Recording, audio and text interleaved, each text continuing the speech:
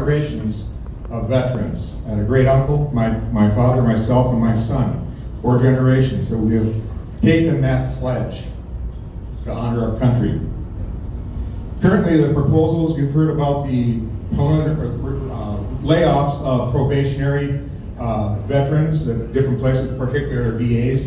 Some of those have gone back, but there's still talk of cutting it back to 2019 levels of 80,000 cuts into the VA.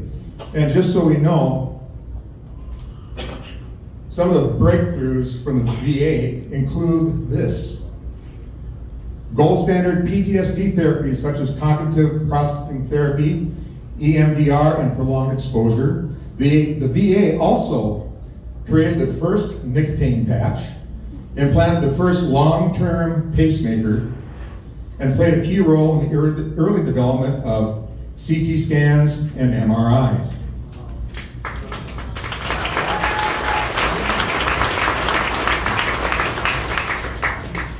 They also, major contributions from the VA include performing, the first successful liver transplant, advanced coronary bypass surgery, and developing radioimmunicity, I can't say that word, a method for detecting trace substances in blood that transform hormone and disease testing.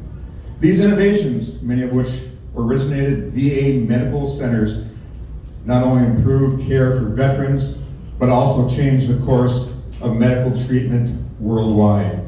We also have something called the PACT Act that came into play 13 months ago.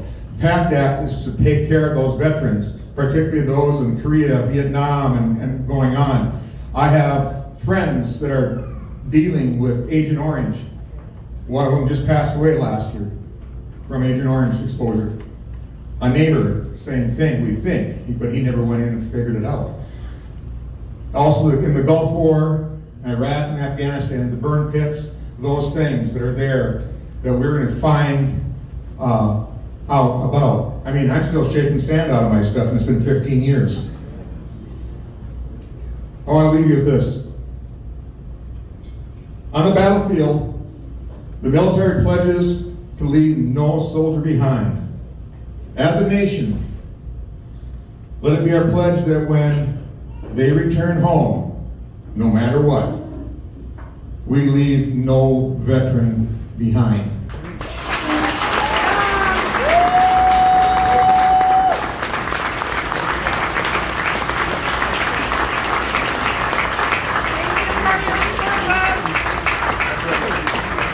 Thank you, Fred.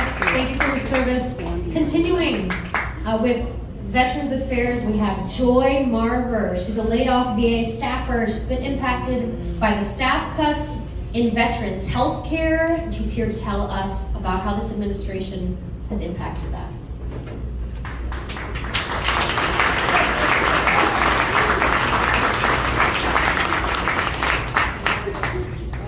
All right, so my name is Joy Marver.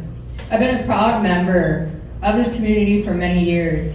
After 9/11 terror attacks, I answered the call to serve the country by enlisting in the Minnesota National Guard. Over the 20 years, I served with pride under multiple administrations and deployments to Iraq.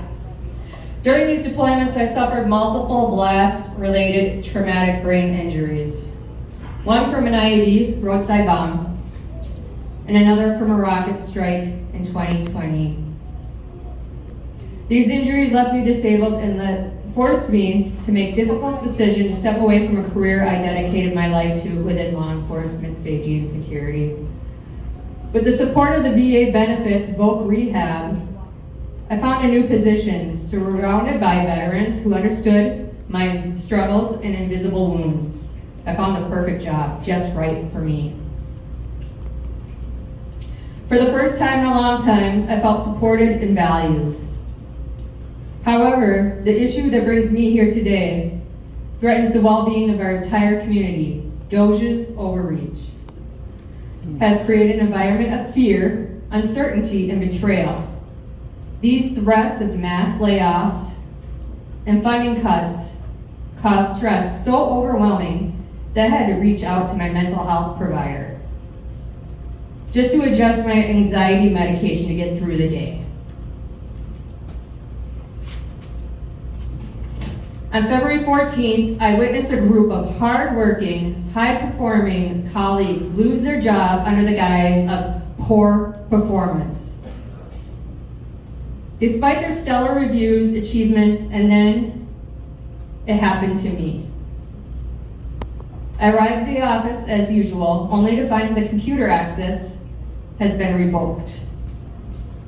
No one has warned me, no one gave me prior discussion, no documentation. No one at the VA even known I was fired. All I was given was a Post-it note.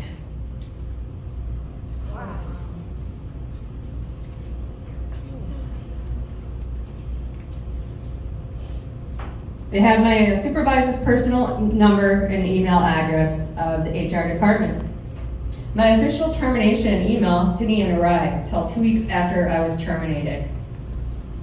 During that time, I couldn't even apply for unemployment, adding financial instability to an already devastating situation. This mishandling took tremendous toll on my mental health. As I left the VBA parking lot that morning, the weight of despair felt unbearable. Struck in heavy traffic, I found myself at the red light staring at the bridge, contemplating the unthinkable. It was fleeting but all too real, born out of hopelessness and desperation. But then over the tree line, I saw the VA hospital. In that moment, I made a split-second decision, cutting across all lanes of traffic to check myself into the mental health clinic. I could barely speak the words. I needed help. The quick response and understanding of the veteran's thought process that day saved my life. This is why I'm speaking to you now. DOJ's overreach it's not just budgetary. It's not. It's not a budgetary decision. It's a chainsaw solution that's cutting through the heart of our community. It's creating mental health crises, destabilizing families, and leaving dedicated employees feeling abandoned and disposable. We cannot let this continue. We cannot let this continue. Our community deserves better. We demand fairness, transparency, humanity, and decision-making processes. Together, we can stand up to this overreach and fight for values, integrity that define us. Mr. Vance said, "Don't fuck with veterans." And why are we here? Why are we here?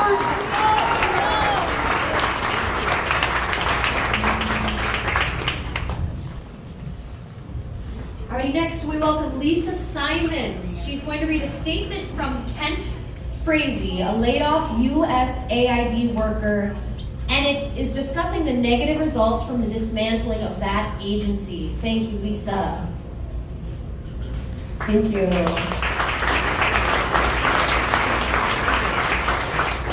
I want to begin with a couple of articles. This is February from NPR. Chief Justice John Roberts paused a lower court ruling that said the Trump administration must release about $2 billion in foreign aid while the court reviews the case. This pause in the final decision could affect Food for Peace. That's the government's longest running permanent program for international food assistance, and dates all the way back to the post-World War II period when American farmers found themselves with a surplus of grain. President Eisenhower signed it into law in 1954. Food for Peace is now part of USAID, and with USAID's future tied up in litigation and the program's future is in question. And so too is the outlook for American farmers who benefit from the program. That $2 billion represents less than 1% of the income farmers make from their crops. Still, for some industries, the government purchases are crucial. The national security rationale for food aid is that people who get this American-sponsored assistance are less likely to develop anti-US sentiment. Think of food aid as a border strategy. If people don't have to worry about going hungry, they're less likely to leave their home country and migrate to the U.S. Typically, farms don't sell their crops directly to USAID. Instead, they sell to a company like Cargill or Bunge. So farmers might not even know that they're participating in a program like Food for Peace. Every senator wants to protect USAID's investments in their state. It turns out USAID funds a bunch of different things in a bunch of different states. April 5th, routers. 3 USAID workers were laid off while in Myanmar helping the rescue and recovery from the country's massive earthquake, as the Trump administration's dismantling of foreign aid affects its disaster response. Trump's government has pledged at least $9 million to Myanmar after the magnitude 7.7 quake, which has killed more than 3,300 people. But his administration's massive cuts to USAID have hindered its ability to respond, while China, Russia, and India and other nations have rushed in assistance. The Trump administration has moved to fire nearly all USAID staff in recent weeks as billionaire Elon Musk Doge has slashed funding and dismissed contractors against the federal bureaucracy in what it calls an attack on wasteful spending. Secretary of State Rubio said the U.S. would no longer be the world's top humanitarian donor, calling on other wealthy nations to step up in assisting Myanmar. This is a personal note from my friend, Kent Freeze. My name is Kent Freeze, and I lost my job at USAID after the current Trump administration dismantled the agency. I joined USAID in 2021. Prior to that, I taught in the political science department at Carleton College and was closely involved with the Faribault community, where I attended church and also served as a board member with the Faribault Diversity Coalition. In my most recent role at USAID, I worked as the agency's top technical expert to evaluate the effectiveness and impacts of USAID's programs, working to ensure that our programs aligned with foreign policy objectives. My office served as the keepers of the agency's data to help ensure that our programming incorporated the latest research on foreign assistance, was cost-effective, and was achieving intended outcomes. One of the first executive orders signed by President Trump called for a 90-day review of foreign assistance programming, and we made several requests to new political leadership to assist in this review, but those requests were rejected. Instead, that review has happened in an opaque manner, conducted by incoming political officials with no background in foreign assistance activities and in defiance of congressionally mandated foreign assistance spending. Despite over 90% of USAID's programming being congressionally earmarked funds, Secretary of State Rubio recently announced that 83% of USAID's contracts have been canceled.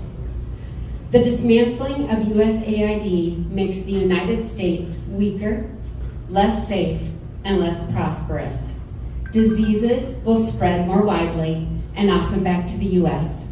Developing countries around the world will be hesitant to work with us in the future, as now we are seen as a fickle friend.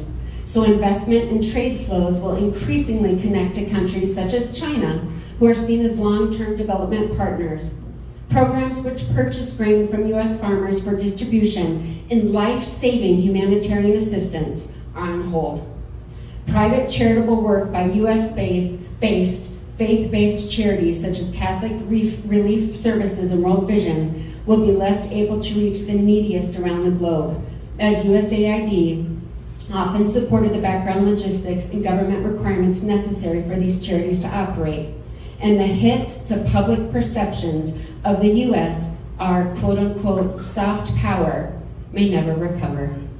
So for me, the real tragedy is not that myself and all of my colleagues have lost our jobs, but that the richest and most powerful country in the world is choosing to turn its back on the most vulnerable people on the planet. I urge Representative Finstad and the rest of Congress to step in and assert the power of the purse as provided to it in Article 1 of the Constitution, and to stop the dismantling of USAID by an unchecked executive. Thank you.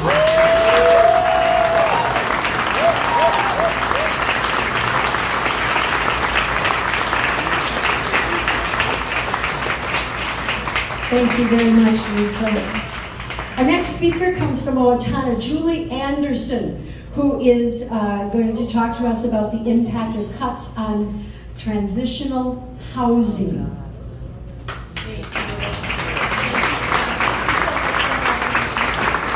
I'm going to pull a Cory Booker here because that's as much time as we're going to need to go over how we are impacted. Transitional Housing, as many of you know, is an organization that began 25 years ago. It was a group of pastors and concerned citizens who came together in a grassroots effort, much like tonight, to start a nonprofit agency to address the initial crisis of homelessness.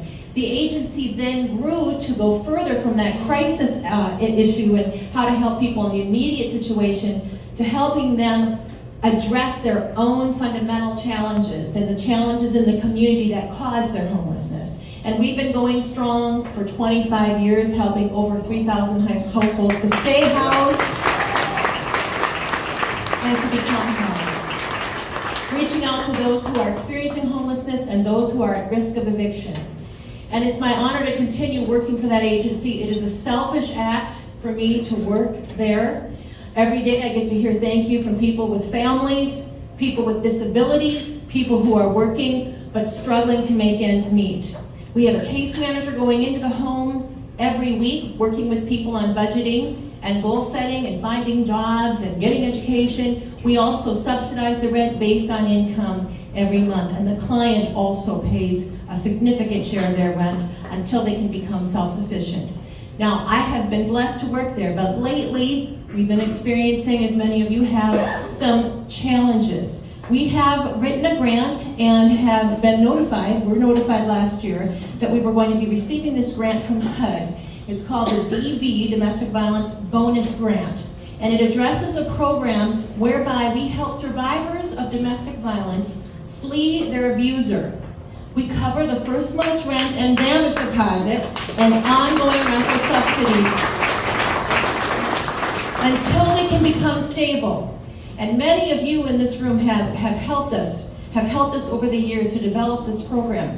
This program is a continuation, and we work in partnership with the Crisis Resource Center in a fee-for-service contract agreement where they provide advocacy and case management to help people fleeing domestic violence to get those orders for protection, to get that courtroom advocacy, to get safety planning in place and counseling.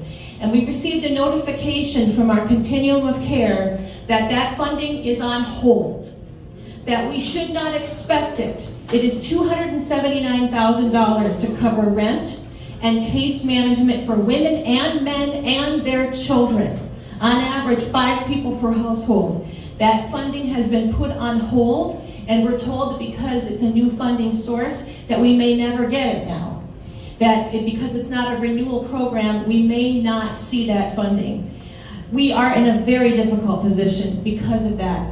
The other piece that has been alarming is we've witnessed what has happened to our families, some who are documented and some who are not documented, who've been in our program. They have fled the program. They have fled their homes.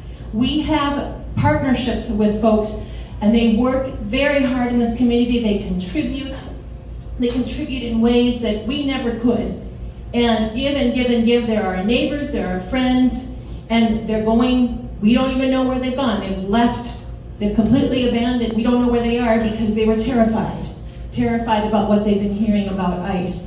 So we're seeing that impact. And frankly, our agency partners with Community Pathways, and our office is in the same building as Community Pathways, and we're seeing fewer families come in to access services at Community Pathways because they are terrified, absolutely terrified of what's going to be happening. Now, I have been afraid in the past to speak up for reasons that Bev talked about earlier, the fact that we want to make sure that we're not going to lose funding from conservative donors. We are concerned that people are going to start turning away from our program and supporting our program because of that, and we have to protect the vulnerable. That's what we're here to do. So I have been a little bit hesitant. But I have been inspired by people like Greta Thunberg, who says, hey, take action, because when you take action, hope is everywhere. Hope is everywhere. And I'm inspired, of course, by John Lewis. Get into some good trouble.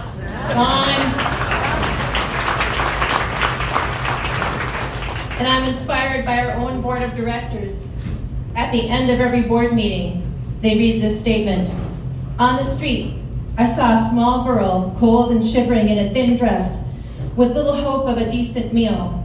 I became angry and I said to God, why do you permit this? Why don't you do something? That night, God replied, I have. I made you.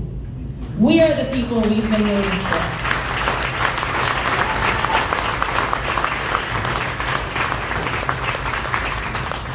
And this last statement is not a partisan statement. It's a statement about addressing our own fear.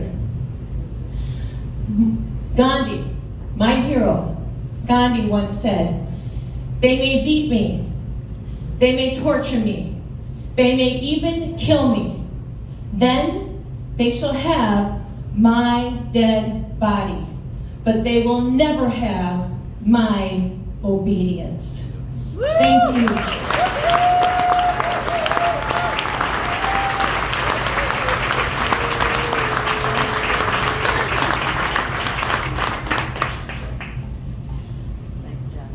Thank you so much. Next, we have Nicole Matson, the Vice President of Strategic Initiatives for Care Providers of Minnesota. She's going to speak to the impacts of Medicaid cuts on nursing homes in our area. Thank you, Nicole. Thanks so much for having me. I really, really appreciate your attention to Medicaid. I've worked in the senior care profession since I was 16. I'm a nursing home administrator, and now I work for Care Providers of Minnesota, and we're a state association of senior care providers. And Medicaid means all the difference to our profession. In fact, it's a critical safety net that ensures that our nation's most vulnerable receive the care that they deserve. Nearly 2/3 of all nursing home residents and 1 in 5 assisted living residents depend on Medicaid for their care. It provides essential long-term care services and supports, helping seniors and individuals with disabilities with basic daily activities like bathing, dressing, and walking. Medicaid is the primary payer for all of these services, covering critical care that neither Medicare nor private insurance covers. We are concerned about any cuts to Medicaid at the federal or the state level, and the potential impact it could have on access to long-term care services and supports, particularly in communities like yours.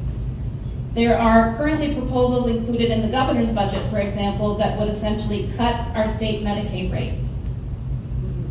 For context, I wanted to provide some data regarding Medicaid usage in your community. In Rice, Dodge, Steele, and Waseca counties, Medicaid recipients in nursing facilities have steadily declined over the past 7 years, dropping from 321 in January of 2018 to 247 residents in January of 2024. The most notable decrease is among residents aged 85 and older, falling from 145 people to 83 people during this period. Your region has 28 assisted living providers and 4 nursing facilities with a total capacity of 1,167 beds. Most providers and total capacity are concentrated in Faribault and Owatonna, with fewer options in other smaller surrounding communities. This limited availability, combined with the decreasing number of Medicaid recipients, underscores the growing challenges in accessing long-term care services and supports. Protecting Medicaid is crucial to maintaining these essential services and ensuring that vulnerable populations receive the care that they need. We're also one of the only states that has rate equalization, and that just means that we charge our private pay residents the same as we charge Medicaid, and that compounds any cuts to Medicaid. And again, the issue here is financial stability and sustainability of these providers. Once they leave your community, they're unlikely to come back. That continuum of care would no longer be accessible, and it's not just long-term care, it is rehabilitation care, it is post-acute care. It's the stop that seniors might make if they needed a couple weeks in a rehab facility. We already know that Medicaid is underfunded. Right now, the national average, it only covers about 82 cents for every dollar, and that chronic underfunding makes it harder for facilities to invest in workforce, improve care, and modernize services. Cuts to Medicaid would be devastating for long-term care providers. Not only the seniors and individuals with disabilities who rely on it, but to entire communities. More long-term care facilities would be forced to downsize or shut down, leaving families with fewer options. Sorry, I gotta flip to the second page. The impact would be especially severe in rural areas, and that is a primary concern for us at Care Providers in Minnesota, where long-term care facilities are often lifelines for residents and for the local economy. When facilities close, communities not only lose essential care services, but also jobs and economic stability. Cuts to Medicaid wouldn't just hurt long-term care, they'd have ripple effects throughout the entire healthcare system. Something that we saw during COVID was hospital backups that will likely persist if seniors cannot access viable post-acute care in assisted living or nursing homes. Another factor could be people having to travel for care, seeking care outside of your community, traveling 40, 60, 100 miles or more to see your grandmother or your mother or a loved one. It's untenable. Policymakers must act. We must provide Medicaid and ensure that long-term care facilities continue to provide high quality care to those who need it most. There are better ways for our government to find efficiencies than cutting a program that supports our most vulnerable citizens. We must uphold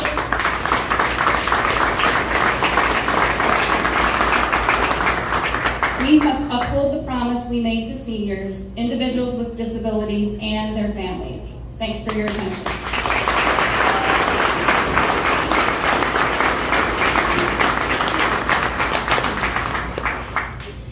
Thank you. Next, we have Martha Brown, an educator, small business owner. She's going to speak on the overall impact of federal spending cuts on families in the area. Thank you. I have to say I was going to, but everybody who spoke before me already did that. So I'd like to just introduce myself a little bit. I come from a long line of veterans. My grandmother was daughter of the American Revolution. My sister has traced our genealogy back, and my relatives and ancestors have fought in every war that we've ever been in. My brother and sister were Cold War veterans, are Cold War veterans, back when Russia was an enemy.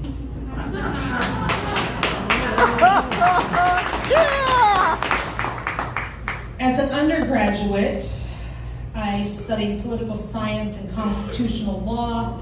I was once a social studies teacher where I taught American government and civics. And now I hold a PhD in education, the first in my family to hold such a degree. I come from a long line of farmers and working class people. I identify as working class despite the elitist degree. But I had to do some research. So I looked up the job description of a congressional representative. So this is from job description for a member of Congress from the Congressional Management Foundation.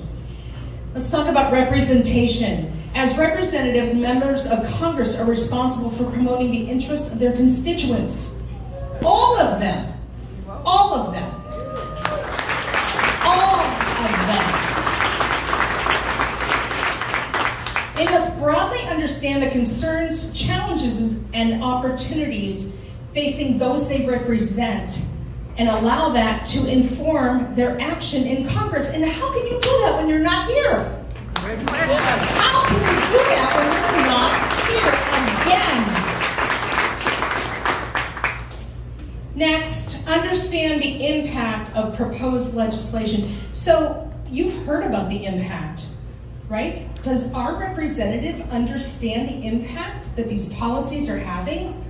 Do they understand the demographics, trends, and needs of this district? And I have to say, looking around the room, it's a disappointment that only about one demographic is here. Okay, so we have work to do, folks. We have work to do, because we cannot expect our representatives to understand the needs of the people in our district if not all of the people are here. Okay?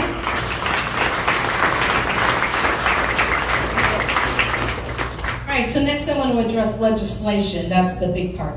Is that the congressman should make informed public policy decisions that are in the best interests of their constituents and the nation. This does not mean rubber stamp. This means make informed decisions. So first of all, establish legislative goals and priorities. This is not the duty of the executive branch. This is the duty of the legislative branch, of Congress.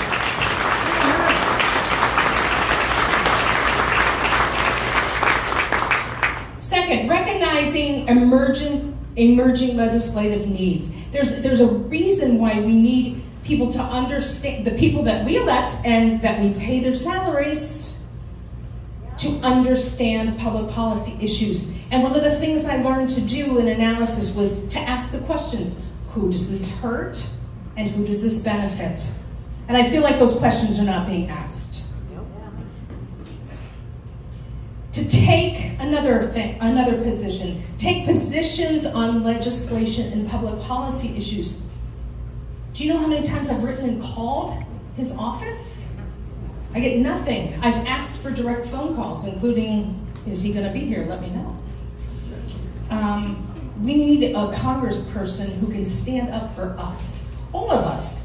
All of us. Not the left, not the right, all of us. Our elected officials are expected to take public stances on high-profile issues, which you've just heard about for the last 45 minutes. What's his stance? Besides a form letter. Have you all gotten the same form letter I've gotten? Another thing, review public policy impacts. Okay, you have to look at what the impacts are and recognize bad policy, which the Trump administration has offered up nothing but bad policy.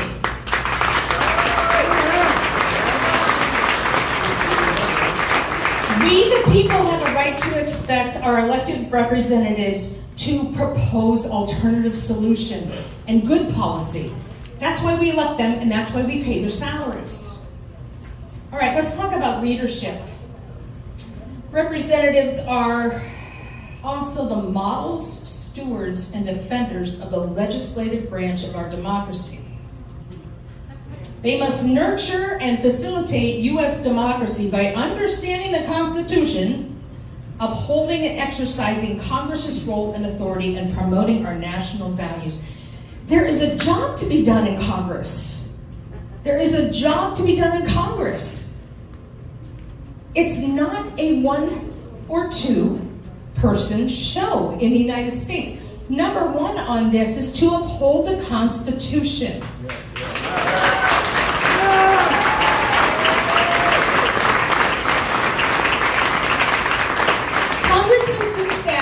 Took an oath to uphold, defend, and protect the Constitution, as have all of our veterans in the audience tonight.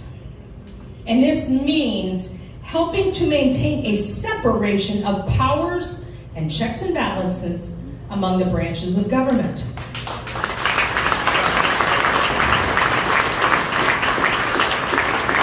Without that, we have a one-party system, which I don't care if you call it fascism or communism, but we have a one-party system right now. This is not US democracy.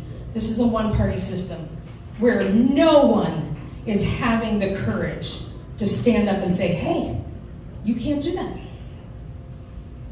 Another responsibility is to serve as models for US democracy, culture, values, and conduct.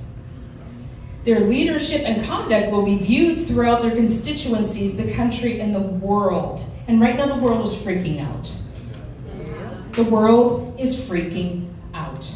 We have been the leader to stand up for freedom for at least the past 70 years. And this administration has put an end to that. Finally, I just want to talk a little bit about investigation and oversight, which is also responsibility of our elected officials. Members can hold public and private entities accountable to society and develop new public policy and legislative solutions to strengthen communities. Are we seeing that? No.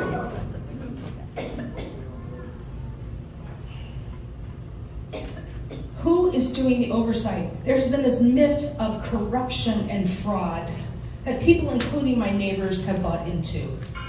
And they have gotten rid of all of those in charge of oversight. It is up to our Congress to stand up against a fascist and authoritarian executive branch and an unelected person with all this power, who is not even a cabinet member, who is wreaking havoc on our country and our communities.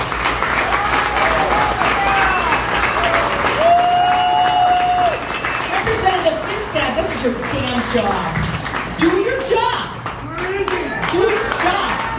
I just read you the job description. Do your job.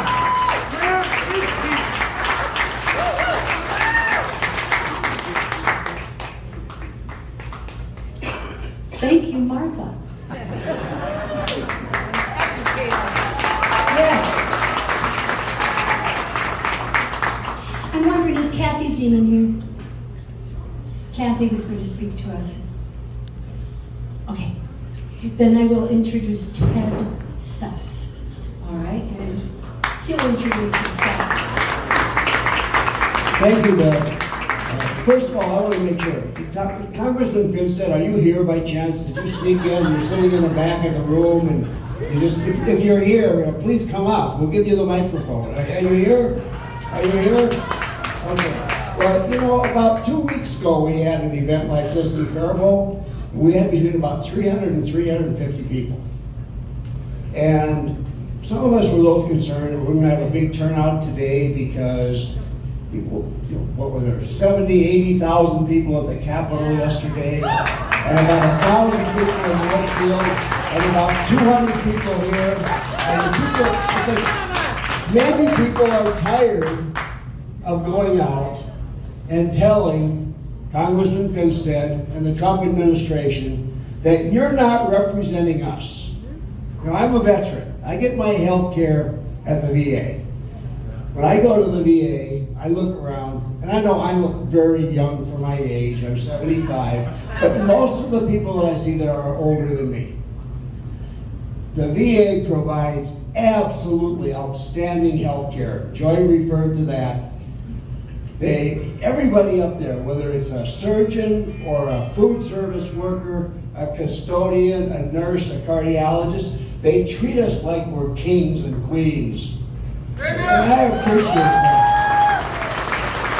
And Congressman Finstad, I want to hear you in public tell the Trump administration not only to hire back Joy, and we know that Joy went through trauma, but how about the veterans? You know, I've got a letter at home telling me to call for follow-up on a surgery that I had last fall, dated January 3rd. My appointment is July 1st because the department, it's supposed to be 4 people, 2 people are doing that work. they provide upstanding care. So Congressman Finstad, we need you to publicly take on the Trump administration to protect the Veterans Administration.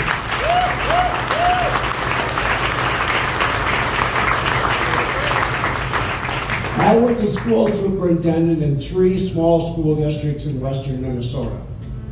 And Caroline talked about the impact in Faribault and Owatonna. But let me tell you, Congressman Finstad, you've got dozens of school districts in your 1st congressional district. Small school districts. It may not be $5 or $6 million. That's their whole budget. But if they lose their Title I funding, they lose special ed funding, they lose vocational ed funding, those school districts are going to close. They're barely hanging on by their teeth right now. Congressman Finstad, if you want to keep these small school districts open, you need to fight against cuts in federal education funding.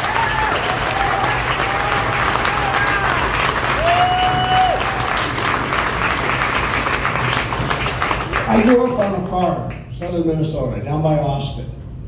And all my life I've been hearing, back when Hubert Humphrey was the United States Senator, and he pushed for the Food for Peace program in the 1950s. I was just a little kid. But it always felt really good to be an American because we were the people that were taking care of the less fortunate people in the world. And Congressman Finstad, again, I want to hear you publicly tell the Trump administration that they can't cut USAID. We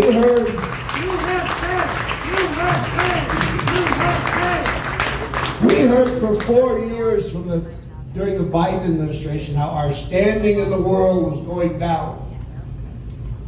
And that somehow if Trump were reelected, we would suddenly become the most respected nation in the world. Well, let me tell you what's going on all over the world. China's building airports and dams and roads and schools and hospitals in Africa and South America. And what are we doing? We're taking our bushels of corn and soybeans and wheat and we're just going to say, we're just going to go home. We don't care what happens to the rest of you because, hey, we're the wealthiest country in the world. Why should we give a shit? That certainly doesn't make me proud to be American, Congressman Finstad. And again, I want to hear you publicly telling the Trump administration to restore USAID so they can buy crops from Minnesota farmers.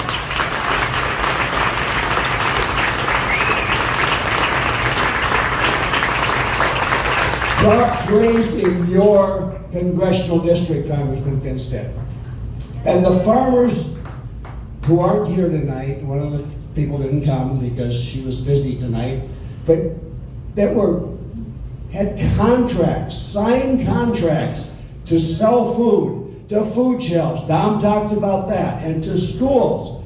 You know, we got a lot of food for our students paid for by the federal government. Every meal that's served to a school child, whether they're in Edina or they're in the poorest school district in the state, has some federal money in it. But these farmers, I know 2 farmers that spent money because they had a signed contract with the U.S. Department of Agriculture. They spent money. One put up a solar array, one put up a greenhouse and coolers for their produce to sell to the food shelves in the schools. They're sitting there without that money. In one case, a not very big farmer, it's more than their gross income from last year. They had a signed contract. So Congressman Finstad, I'm going to ask everybody here to give you a chance to speak out and be a leader and say no to cuts in education, and say no cuts to the VA, and say no to cuts to the agriculture programs that feed the world. But if you don't,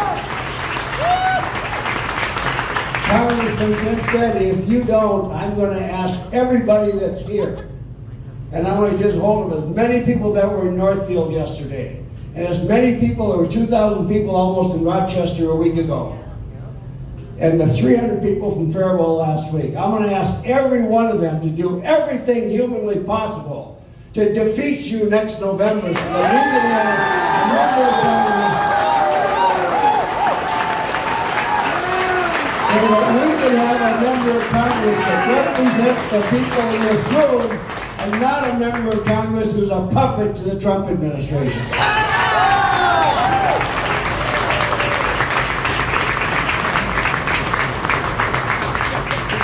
Thank you, Ted. We have one more speaker, and then the people who signed up and said that they would like to address this group tonight, and that you would have 1 minute to speak. If you want to, can I have them line up behind me? So if you said that you wanted to speak, if you'll just line up down the row here, and then while you're doing that, we have Joe Shepard, and Joe will tell you all about himself. So thank you very much. Can you all hear me? Perfect. So my name is Joe Shepard. I've been doing state and federal governmental work basically since I turned 18. So when it comes to understanding what the federal and state government do, that's sort of my job. I currently work as a legislative assistant in St. Paul, and I'll tell you what, I am more than happy to be a resident of the 1st Congressional District. I choose to make the commute every day for my district, because I'd rather live down here. We have a great way of life, and I hope we can all contribute to it one day. So I have a little list here because I have a lot of questions for our congressman, and it's a shame he didn't show up. Pardon me. I'm a bit of a nerd at this, so I apologize. So, with our continuing resolution that we passed about a month ago, we saw cuts to everything under the sun. We saw cuts to USAID, as mentioned. We saw cuts to things that I didn't even know existed. It's insane the amount of power the executive branch has right now. And the one thing I'd like to point out is when we're doing this, it is incredibly disturbing in St. Paul when we're trying to pass a budget to just see the chaos coming out of Washington. It's an insane moving target. So, in addition to the cuts we've already talked about, it's projected that farmers in the upper Midwest are going to lose out on $2 billion, that's with a B, due to cuts from USAID because they just lost their biggest customer. So that's a big problem. The next thing, with the, how do I say this nicely? With the weather report being cloudy with a chance of airplane, why are we cutting funding to the FAA by the tune of $50 million? So, in Congress, the House has the power of the purse. And, it's clear to me and clear to a lot of us here tonight that the congressman isn't doing his job. It's clear that President Musk and his friend Donald are drunk with power. And, the responsible thing to do when you have a friend who's drunk is you take away the keys. There you go. That's the power of the congressional purse. When you have this great excess of power, you rein in the president. That's in the Constitution, Article 1, Section 7, right there. So the last thing I want to say, I'll keep this relatively brief, is we honestly see a lack of courage here. A lack of courage didn't help this country defeat the largest empire in the world. A lack of courage didn't help us defeat Nazism and communism in a 50-year period. A lack of courage did not put a man on the moon. We are the greatest country in the world. I still believe it. I kind of have to because I'm 23 and I'm probably going to be here a little while. So I really hope that we can fix the mess we've created. But we need a congressman who's going to stand up to our president, stand up for us, and currently I'm not feeling that. And one last little thing to keep this message incredibly basic, because it seems to me that our congressman isn't listening or isn't is just choosing not to hear. Emailing. I know he doesn't respond to calls, he doesn't respond to letters, he doesn't respond to anything. But as somebody who worked in the United States Senate for several months, I can tell you, if you email him every time you have a problem, even if he never responds, they're going to notice. When I stubbed my toe getting out of bed this morning, I felt like emailing to Congress. Because, they may never get back to you, but I'll tell you this. If you send them 10, 15, 25 emails, whatever's bothering you, they're going to talk around the water cooler and say, what is this Joe Shepard's problem? Why does he keep bothering us? Maybe we should listen. Maybe they won't, but at least your name will be in the conversation there. I can tell you that from personal experience. So let's talk about tariffs briefly, because I feel like that's really going to be a problem on the horizon. It is the power of Congress to enforce those. It's not the president. It's not anyone else. It's Congress. So please do your job, Congressman, because let's keep this really simple, okay? I'm not an economist. If anyone is an economist in the room, God bless you, but I'm really not happy with how you affected my GPA in college. So let's keep this real simple. You know, with tariffs, prices are gonna go up, stocks are gonna go down. Inflation, up. Jobs, down. Chaos, up. Hope, down. Gas prices up a lot, purchasing power down. And you know, we the people are gonna stand up, because if you don't listen, the number of terms you serve us is gonna go down. Thank you.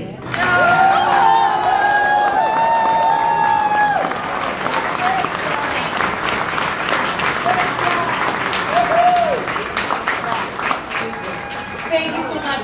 At this time, we're going to be having people who chose to speak for 1 minute increments, who offered to speak. We have a list here. If you are those people, if you would try to come back to this area so we can be ready. First, we have Kay Crothers on the topic of rule of law.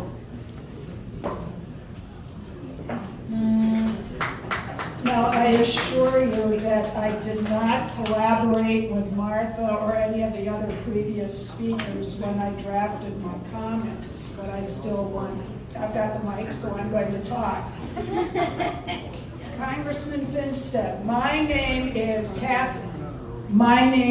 Catherine Harper Crothers. I spent my entire adult career in public service, first as an officer in the United States Army, and then as a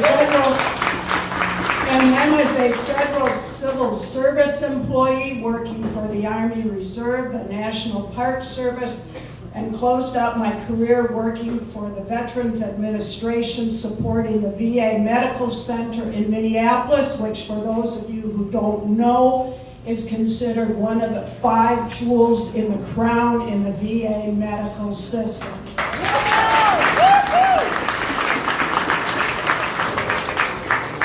Now that I am retired, I continue my career in public service as an election judge. I have sworn to uphold and defend the Constitution of the United States, as have you. Our government is formed with 3 equal branches. Congress shall enact the law, the judiciary shall interpret the law, and the executive branch shall administer the law. Note that Congress makes the law, the executive branch administers the law. In this country, we conduct fair and open elections to elect a president and members of the Congress. We do not elect a king and his lackeys, and certainly not would-be Emperor Musk and his allies.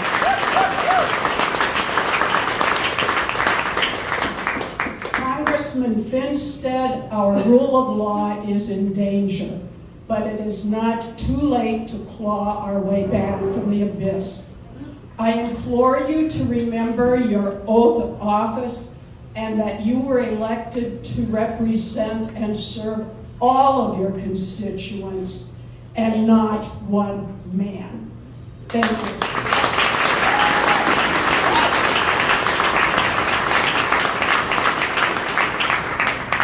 Thank you. Next, we have Yuva Chandana about the topic of protecting democracy.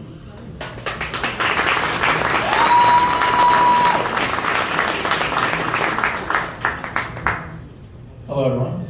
Hi. I'm a senior here, just up the road at McAllister College, studying economics. So I know a little bit about kind of what's happening right now. I'm not impressed. But neither are we. I want to talk to you guys about protecting democracy. My parents brought me over here over 22 years ago with the sole intention of giving me a life that's better than the one that was back home in India. My friends, these are serious times. We have a president with brazen disregard for the law, and his junkies, his cabal of Republicans who seem to not care about what policy positions they should take, instead a rubber stamp on whatever it is he wants to do. 249 years ago, we fought a similar battle except it wasn't one in Washington, D.C. It wasn't even here on this very land. It was over 7,000 miles away in London, and his name was King Charles. It was courage that brought us here, to the nation we have today. One that emphasizes itself on rule of law, law and order, and equality and justice for all. Not for the administration's desire, not for whoever the president wants to fend and wine and dine at Mar-a-Lago, but for all. And let me tell you something, fellas. We don't have the luxury of despair. We don't have time to see what this administration can and will do. This district, this state, this nation depends on us, good people, to keep fighting the battle that was given to us 249 years ago.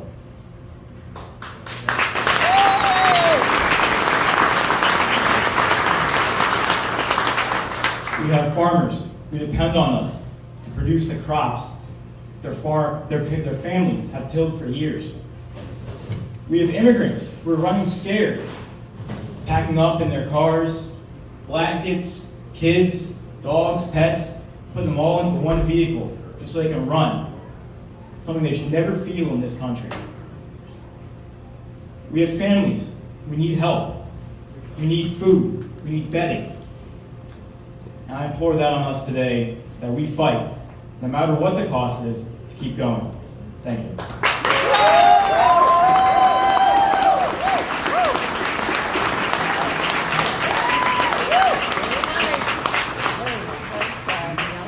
All right, next we have Jeff Brewster. Brewster, did I say that correctly? Jeff is going to talk on the topic of taxes. Oh, there's Jeff. Hi. So I've been living in this city for 8 years. Every year that I've lived in this city, my property taxes have gone up. Supposedly Brad Finstad's a Republican, and supposedly Republicans want lower taxes. One of the things that I would like to see is my property taxes go down. Does anyone else in the city want their property taxes to go down? So last week, I found out my property taxes are going up again for another $200. And I don't like that. And this is totally separate from the school, the new school that we made a levy for. Separate from that, our taxes are going up again. And if supposedly Republicans are for lower taxes, please stop raising my taxes. Like, that's all I'm asking for. Do we have, are our mayor and city councilman here tonight? This is a town hall meeting, right? I would, Mr. Finstad, I understand he's got his concerns with the Trump administrations, but this is a town hall meeting. I would expect our mayor and city councilman to be here.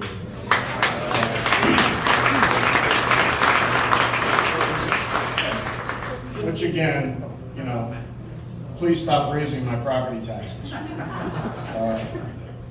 Thank you for that.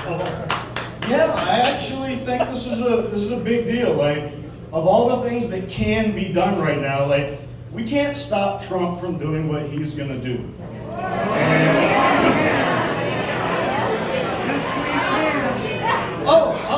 I'm sorry. I wasn't like telling you to stop fighting that. I was just saying the one thing we could do is not raise our property taxes.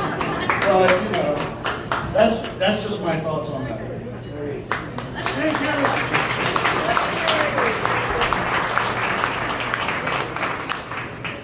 Next up to speak is Ben Huang. And I just have to say that Ben tried out for play at Little Theater, and I asked him if he sang in the choir at the high school, and he works at Federal Age.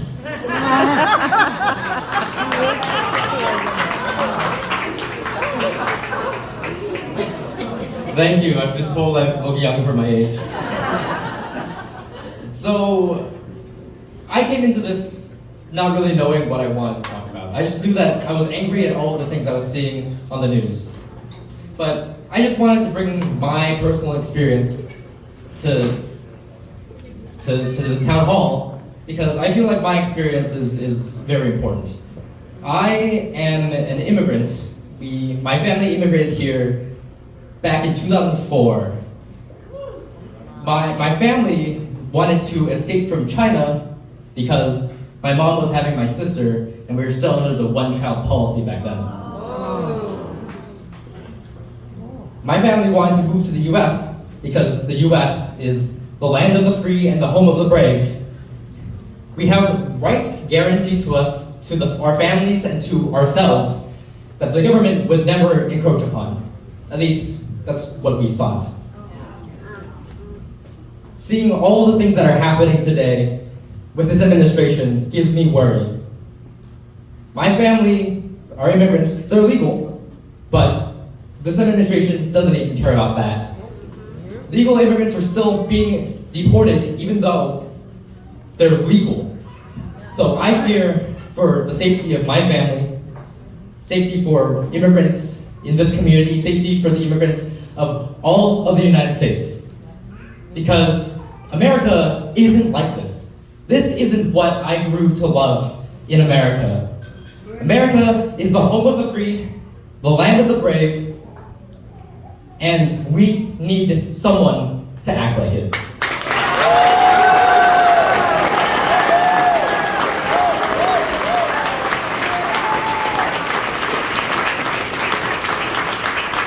Thank you, Ben. We have Terry Yursvik to talk about the check on executive power by Congress. You go, Terry! Oh, fantastic. Yes. Whatever you need to Hello, everybody. My name is Terry Jersvik, and I am from Albert Lee. I'm going to switch topics because actually what I'm going to talk about is what we're planning to do in Albert Lee and what we have been doing. And so thank you so much for inviting us. I'm here with 11 people from Albert Lee, my Albert Lee friends. Would you please raise your hands?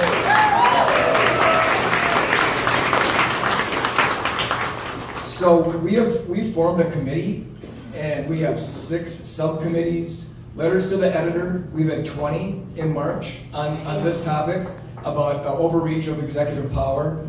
We will have an information forum coming up at the History Center about immigrants. We have had at least one visit to Congressman Winstead's office. Was he there? No. We have a local rally subcommittee, and we've already had one. We had a Veterans Administration on the cuts of 83,000 staff at the corner of our courthouse at our Veterans statue. We have started a youth group because we're trying to get more youth involved, and they are working. We are really struggling with communication, and this youth group is going to work on a website and a calendar and a bulletin board so that we can be more informed. But I am here, I am on the Town Hall Organizing Committee, and I thank you so much for showing us how to do it. I know that there's been one in Faribault and Congressman Finstead. We have a lot of friends in Austin, and we have a lot of friends in Blue Earth, and we will be sure to invite them to our town hall, and this is going to spread.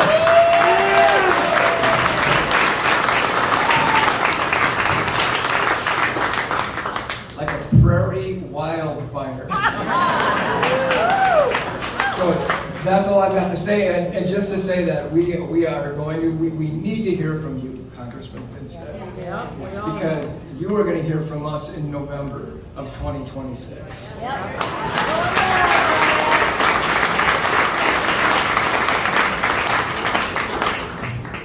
Thank you. Next we have Bethany Griner on food scarcity.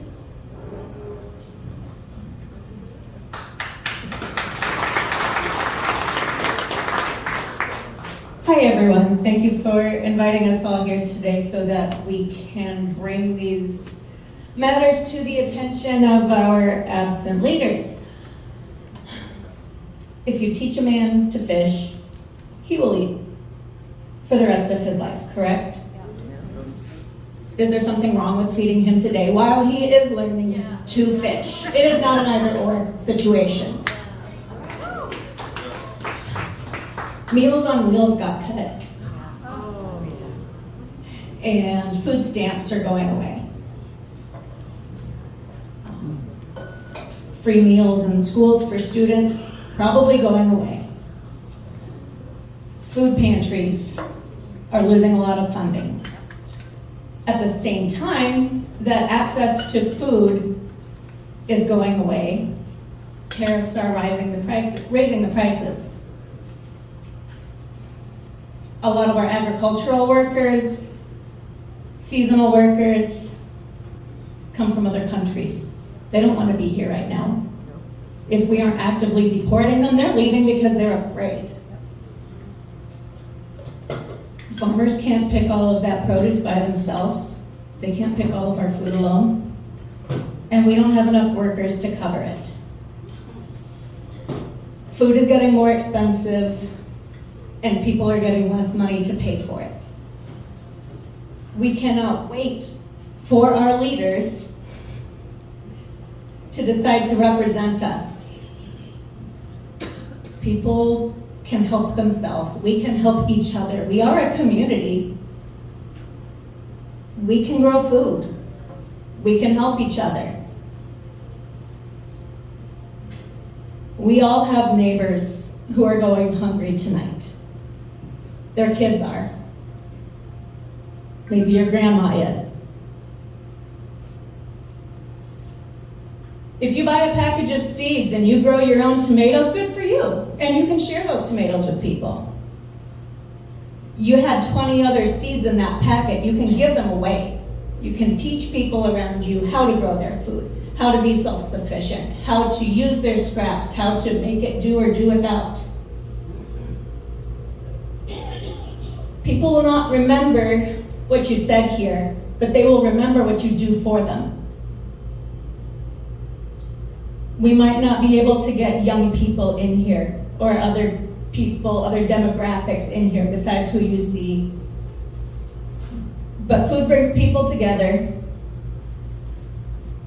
And if you can feed the people who are down on their knees, you can help them rise up too.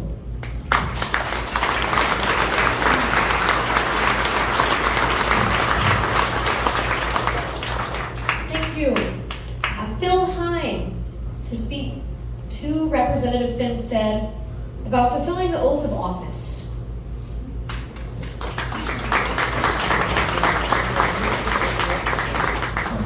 First, thanks for everybody being here. Mine's gonna be real short, but sorry. So all I want Representative Brad Finstead is just to fulfill his oath of office. That's all he's been talking about. That's what has to be done. Our senators, our representatives, they have to fulfill their oath of office, and they're not doing it. So we have to call, we have to write, whatever it takes. So that's all I want to do.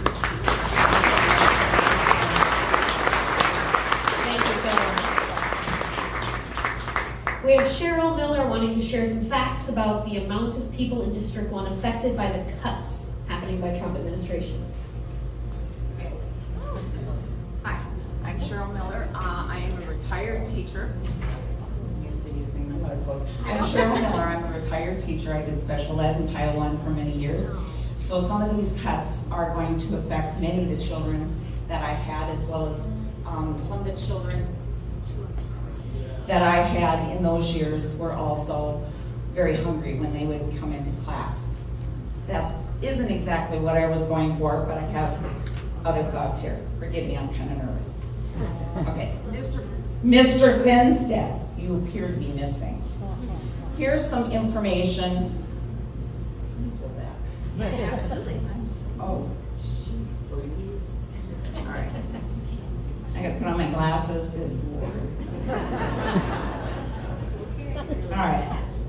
Doing good. So, did you know there is 713,000 people in District 1, and 10%, or roughly 71,000 people, are below the poverty line in our district.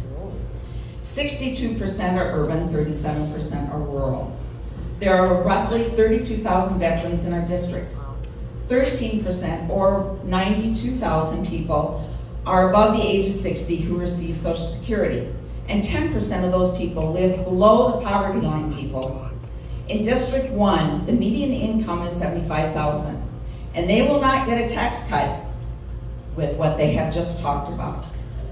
The only people that will get additional tax cuts are those making $320,000. This is, I hope I'm right on that.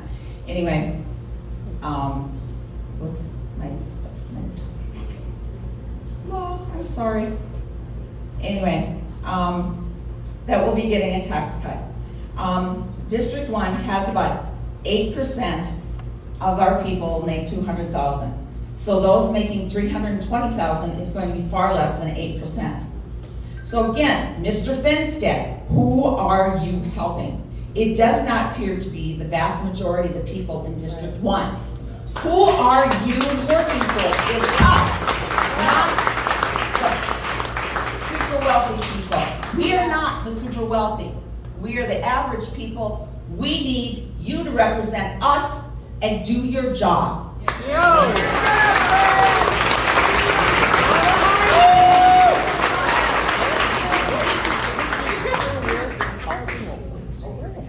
All right, next we have Greg Jewison, who'd like to talk about Trump's tariffs. I'm gonna whoop out there.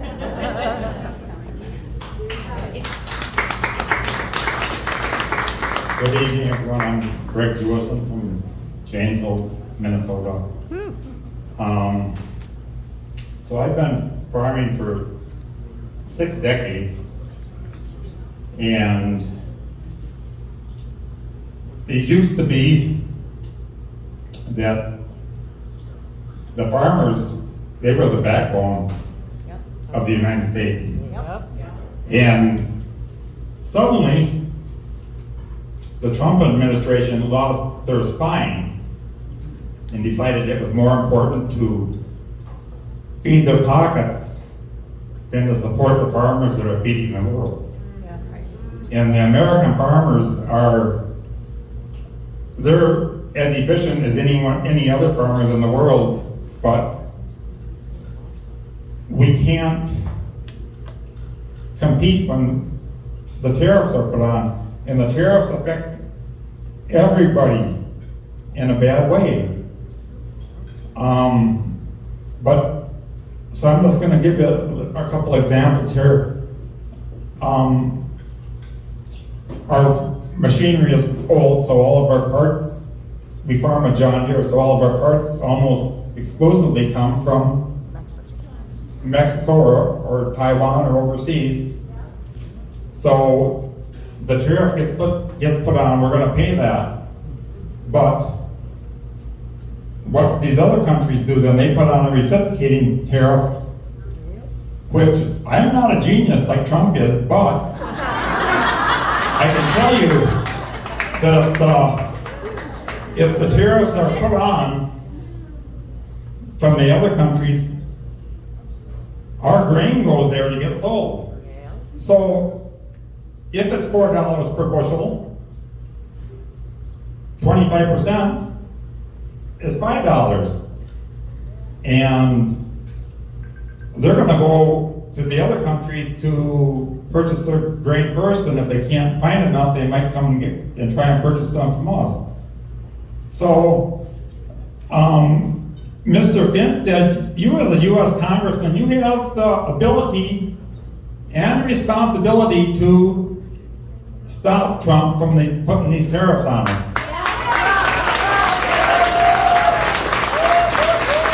And I'll just kind of wrap this up.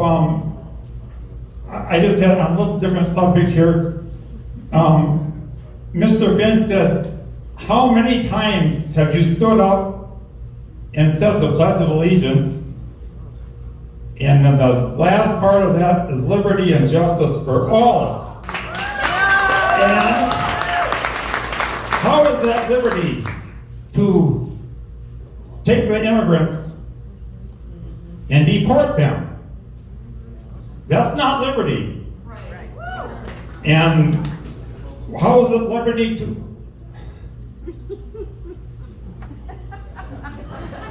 We love what you're saying. You're doing good.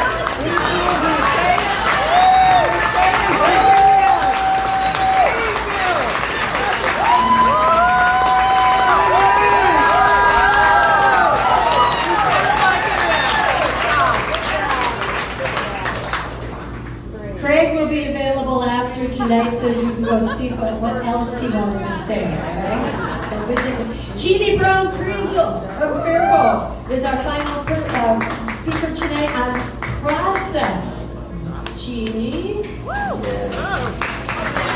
Thank you, I'm Jeannie Brown Kriesel. I taught in Faribault for approximately 37 years.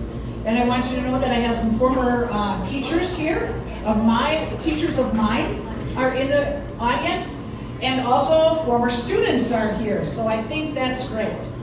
I believe that probably everybody in this room, at some point in their life, has benefited from some type of program that is sponsored by the federal government.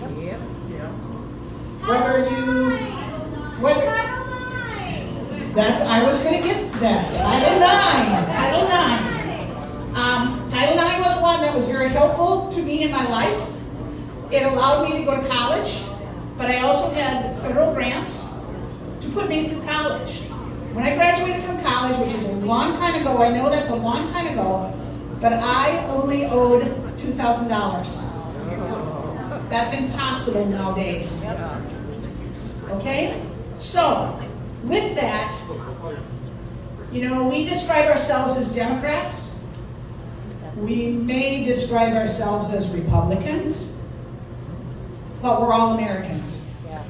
We're all Americans. And we need to remember that, and we need to fight for what we believe is right. So, as a Democrat, do I truly, truly, truly believe in everything that is on the Democratic platform? Probably not.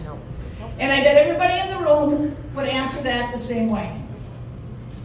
Okay, however, are there some things or a lot of things that I do believe in? Absolutely. And a lot of those things really come down to human rights. We're all humans, we're all Americans, we all should have rights. So, do we all want an effective government? Yeah. Absolutely. Absolutely. But as I wrote down, my topic is process. I think what we're really, really mad about is the process that we're going through. It's my understanding, I was a math teacher, not a historian, but it's my understanding, and I've done some research, is the last time the budget was balanced was under the Clinton administration. And it was not done in the first year, or the second year, or I should say even the first 75 days. It took 6 to 7 years to balance the budget. Now, if we could find waste in the government, I think we would all say, let's make changes. But as I said to someone this week, I said, how can somebody, and I'm referring to the Veterans Benefit Group, how can somebody who's been on the job for less than a month in such a large department know in 1 month that 72,000 jobs can be cut? And know that. Okay? It's the process. So what we need to do is we need to make sure that our voices are heard one way or another. Whether it's because we keep fighting like we are now, and they might get the point, or if we let them know about it in the ballot box when that time comes. Thank you. I spoke too soon. There are 2 more people. 2, and that's really all that we can have, all right? Peggy Thompson, is it? Peggy, here we go. I get real nervous about this. I went to the one in Faribault the last couple weeks ago. I also went to the Hands Off rally in Rochester. And with a friend, and I would love to have taken more, but that was the time that it worked out. I retired from the post office. Oops, sorry. Perfect. You're doing good. I retired from the post office, and we have fought for years to keep them from privatizing it. They want to keep doing that and then taking it away. You know, there's a lot of people in the world that wait for that letter every day, or wait for that piece of so-called junk mail. Junk mail? Well, the junk mail is important to businesses, to schools. They advertise that way. The businesses always advertise that way. I was a bulk mail clerk, so I knew what was coming in. Well, yes, they get certain breaks on that, and it does that, whatever. I was also a clerk here in Owatonna for many years, and I worked at the window, so I've met a lot of people. And then I was changed to do a different job. My last job was called the Statistical Programs, which is also mandatory for the post office to do. It helps them to make their budget and staffing. I would go to small post offices in the morning before the mail went out, found out where the piece of mail was coming from, how much it weighed, what they paid for it, and everything else. And that all went into the staffing budgets. Because the post office does not receive taxpayer dollars to suffice. They receive no taxpayer money. In fact, Congress, a few years back, wanted the post office, and they did, for many years, to pay the retiree benefits 75 years into the future. So how can they discontinue it? So they've already paid for these people, right? And that put us many, many billions of dollars in down, okay? So finally they've let that go off. They've discontinued that money. But now they just want to get it and get the benefits of it. But it's all been service. The only way we get paid was through the service. The stamps we sell, the service we sell, through your priority in packaging. But yet, those grandmas and everybody are waiting for that piece of mail, whether it's a piece of junk mail or a piece of letter from grandma or from a granddaughter or grandson or anybody, just for that. Is that it? I don't want to quit. Also, the Institute of Peace receives no taxpayer dollars, and they also own their own building, and they're trying to take that. The Voice of America receives no taxpayer dollars, and they're trying to get rid of it. They don't want to know about us at all. Whatever. VA, DOE, USDA, etc., etc. Well done. Well done.